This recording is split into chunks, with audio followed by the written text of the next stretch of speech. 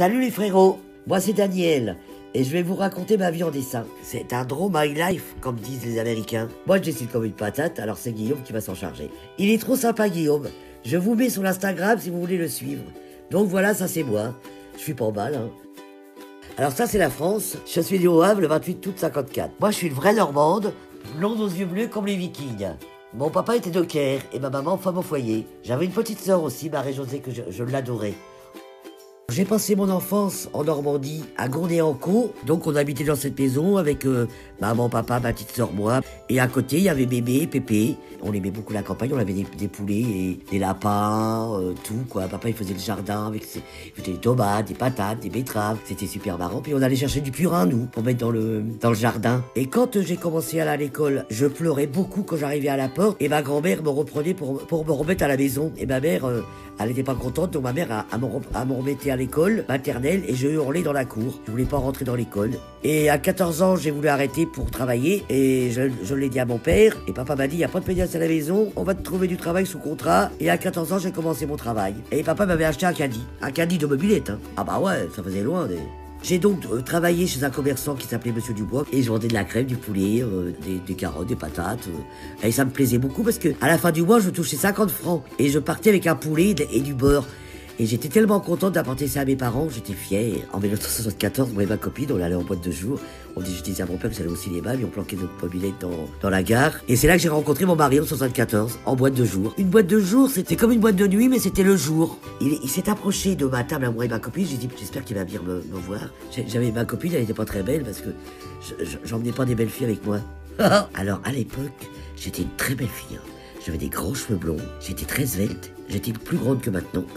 J'en ai fait tomber des mecs.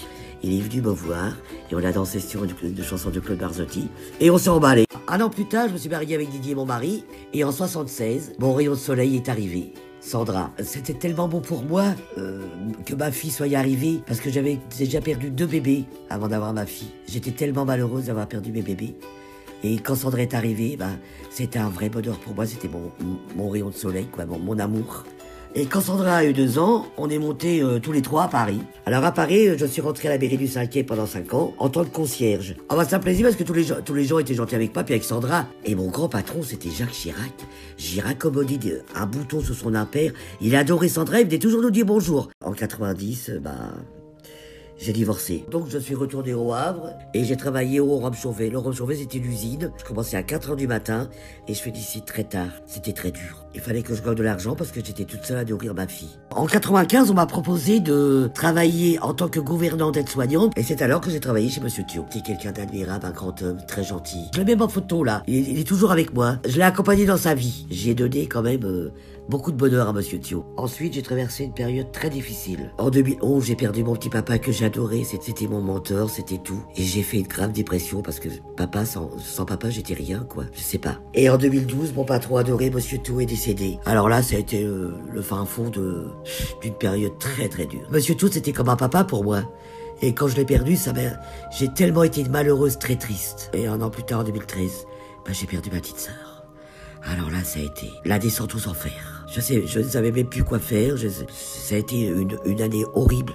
2 années, 3 années horribles. En 3 ans, j'ai perdu 3 personnes que j'aimais le plus au monde. Voilà, papa, Monsieur Thio et ma petite sœur.